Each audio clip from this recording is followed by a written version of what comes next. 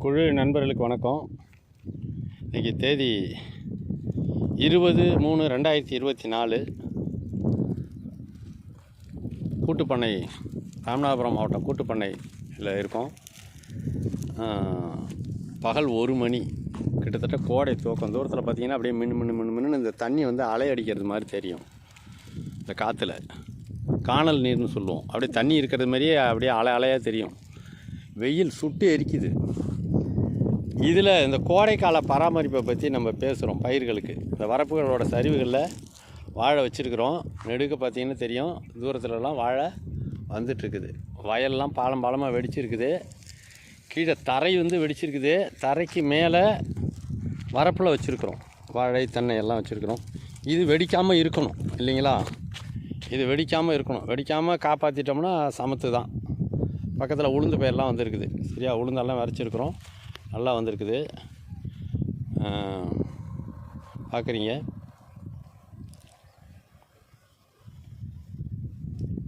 வண்ணத்து பூச்சிகள்லாம் வருது. வறண்ட பாலைவனத்தில் எப்படி வரும்? பூக்கள் இருந்ததுன்னா வரும் இல்லையா? உளுந்தெல்லாம் பூ வைக்க ஆரம்பிச்சிட்டு வண்ணத்து பூச்சிகள் வருது. வாழை வந்திருக்குது. இந்த வயல் வெடிக்குது. வயலை விட உயரமான இடத்துல இந்த வாழை இருக்குது. வயலை விட உயரமான இடத்துல இந்த வாழை இருக்குது. நல்லா கவனிங்க. வயலை விட உயரமான இடம், அதுக்கு கீழே வருது. இப்போ பாருங்கள், தெரியுதா எவ்வளோ கீழே இருக்குங்க? இங்கே பார்த்தீங்கன்னா நல்லா தெரியும் அந்த வித்தியாசம். வரப்பில் உயரத்தில் இருக்குது, கீழே வயலில் பாலமாக வயல் வெடிக்குது. ஆனாலும் வரப்பில் வந்து இந்த செடி வந்து வாடாமல் எப்படிங்க கிளம்பும்? இந்த கோடையில், இந்த சித்திரை கோடையில் இந்த மாதிரி பாலமாக வயல் பொழந்துட்டு வெடிக்கிற இந்த கால் உள்ளே நுழையிற அளவுக்கு இருக்குது பாருங்கள். இந்த வெடிப்பு இங்கே பாருங்கள், கால் உள்ளே போகிற அளவுக்கு வெடிப்பு இருக்குது. இதில் இந்த பயிரை வந்து காப்பாற்றுறது வந்து சூரியனுக்கு சவால் விடுற வேலை இல்லையா? நம்ம இந்த வெயிலில் நின்னோம்னா என்ன செய்யும்? உடம்புலேருந்து உடனே வியர்வை வரும். மழை காலத்தில் வேர்க்காது, வெயிலில் வேர்வை வரும். ஏன் வேர்வை வருதுங்க?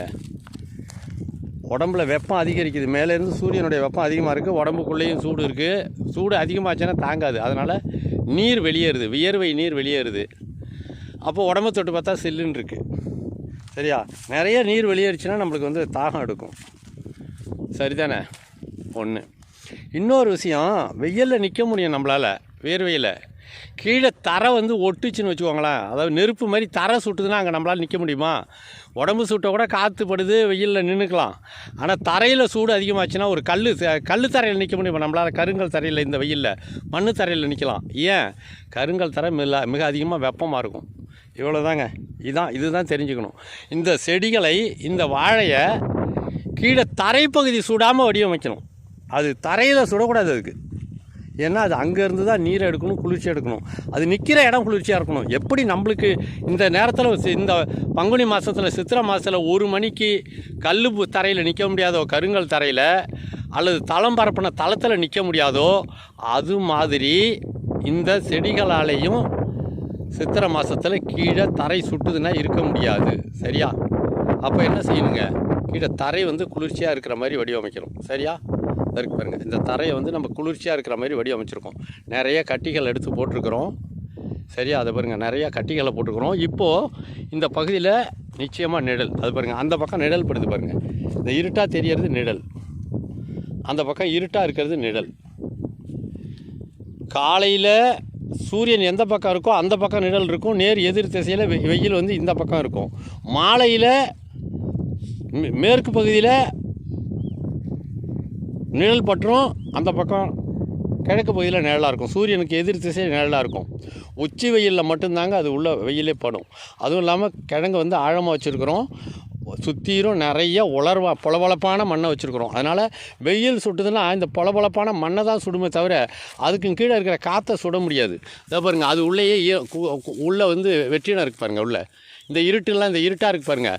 இது எல்லாம் வந்து குளிர்ச்சி நிழல். சரியா? அப்போது எவ்வளோ வெயிலில் கூட நம்மளால் நிற்க முடியும். கால் சுடக்கூடாது.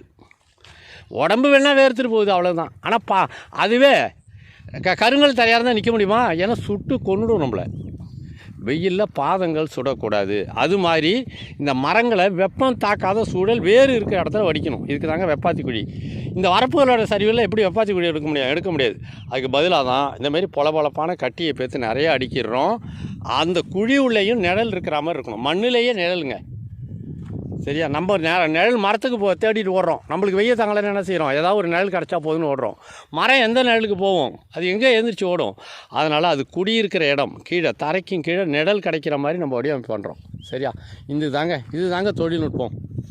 எப்போதுமே தொழில்நுட்பம் தெரியாமல் தான் தோற்று போயிட்டோம். தொழில்நுட்பம் தெரிஞ்சு தான் செல்ஃபோனை கண்டுபிடிச்சோம். தொழில்நுட்பம் தெரிஞ்சு தான் இன்னும் என்னென்னத்தையே கண்டுபிடிக்கிறோம். பிளாஸ்டிக்கை கண்டுபிடிச்சோம், அணுகுண்டை கண்டுபிடிச்சோம். இதெல்லாம் அறிவு தான். ஆனால் பூமியை காப்பாற்றுறதுக்கு என்ன செய்யணும்? உயிர்களை காப்பாற்றுறதுக்கு என்ன செய்யணும்? செல்ஃபோன் இல்லாமல் இருந்துட முடியும், தண்ணி இல்லாமல் இருக்க முடியாது. தண்ணி இருந்தால் தான் விதை முளைக்கிறங்குது, செடி வர்றங்குது. செடி வந்ததுக்கப்புறம் தான் ஈரம் இருந்தால் தான் பூமியில் புல் பூண்டு வருது. புல் பூண்டு வந்ததுக்கப்புறம் தான் வண்ணத்து பூச்சிகள் வருது. அப்புறம் தேன் எடுக்குது, தேனீக்கள் வருது. அப்போ நீருங்கிற ஒன்று இருந்தால் தான் பூமியில் உயிர்கள் வருது, தாவரம் வருது. தாவரம் வந்த பிறகு தான் மற்ற உயிர்கள் எல்லாமே வருது. சரியா? அப்போது நீர் தான் செடி கொடிகள், நீர் தான் மரங்கள், நீர் தான் பூக்கள், நீர் தான் காய்கள், நீர் தான் தேன், நீர் தான் தேனீக்கள். நீர் இருந்தால் தான் தேன் தொழிற்சாலை வரும். நீர் இருந்தால் தான் புல் பூண்டுகள் முளைக்கும். புல் பூண்டுகள் இருந்தால் தான் ஆடு மாடுகள் வளரும். ஆடு மாடுகள் வந்ததுக்கப்புறம் தான் பால் கிடைக்கும். பால் வந்ததுன்னா தொடர்ந்து பால் உற்பத்தி தொழிற்சாலை. அதேமாதிரி பழங்கள், காய்கறிகள். அப்போ நீருக்கும் பின்னால் ஒரு மறைமுகமான பெரிய வேலை நடக்குது. இந்த நீரை உருவாக்குறது எப்படி? பூமியில் நீரை உருவாக்க முடியும்னு எந்த விஞ்ஞானமும் சொல்லிக் கொடுக்கல, தமிழ் மட்டும் சொல்லி கொடுத்தது. அதனால தான் தமிழை நம்ம அறிவியல் மொழின்னு சொல்கிறோம். இந்த நீர் 2-3 மாதம் நின்னதுக்கு அப்புறம்தான் அந்த ஈரத்தில் எந்த தண்ணீரும் பாய்ச்சலை இந்த உளுந்தை விதைச்சிருக்கிறோம். எவ்வளோ அருமையாக வந்திருக்கு பாருங்கள். இந்த ஈரம் இருந்த இடத்துல விதைச்சிருக்கிறோம் உளுந்தை. சரியா? இது தண்ணியே பாய்ச்சலை, பாலமாக வெடிச்சிருக்குது. அந்த உளுந்து இருக்கிற இடத்த விட கீழே உளுந்து மேட்டில் இருக்குது, கீழே பள்ளம். அந்த பள்ளத்தில் பாலமாக வெடிச்சிருக்குது. ஆனால் மேட்டில் இருக்கிற உளுந்து பத்திரமா இருக்குது. எப்படிங்க வாடாமல் இருக்குது? அவ்வளவு தண்ணீரை இந்த மண் குடிச்சிருக்கு. அதில் இருந்த வெப்பம் பூரா வெளியேறிட்டு. சரியா? அதனால் அந்த குளிர்ச்சியான பூமியில் அது நிற்கிது, சுடலை. அது வேறு பகுதி சுடலை, ஏன்னா குளிர்ந்த மண்ணில் அது இருக்குது. இது தாங்க நஞ்சை தரிசுன்னு சொல்லுவோம். நெல் நட்ட பூமியில், இந்த நிறைய நீர் குடித்த பூமியில் மண் குளிர்ச்சி அடைஞ்சிடும், வெப்பத்தை முழுசாக இழந்து. அதனால் அங்கே விளைக்கிற உளுந்து பயிர் வரும். இந்த உளுந்து பயிருக்கு நம்ம தண்ணியே பாய்ச்சலை. எந்த இடத்துல மண் நிறைய தண்ணியை குடிச்சிருக்குதோ அது குளிர்ச்சி அடைஞ்ச மண். எங்கே தண்ணியை குடிக்கவே இல்லையோ, மேட்டுப்பாங்கான இடமா இருந்ததோ அது எல்லாமும் வரப்போ உயர்த்தியிருந்தாலும் பாருங்கள் எல்லாம் செத்துக்கிட்டு இருக்குது. செத்துட்டு பாருங்கள். இதுக்காக தான் சொல்கிறது, நம்ம 3 லேயர் 3 இடத்துல வடிவமாக குழி எடுக்கணும். அந்த மாதிரி எடுத்தால் தான் மிக அதிகமான இடத்துல குளிர்ச்சியை கொண்டு வர முடியும்.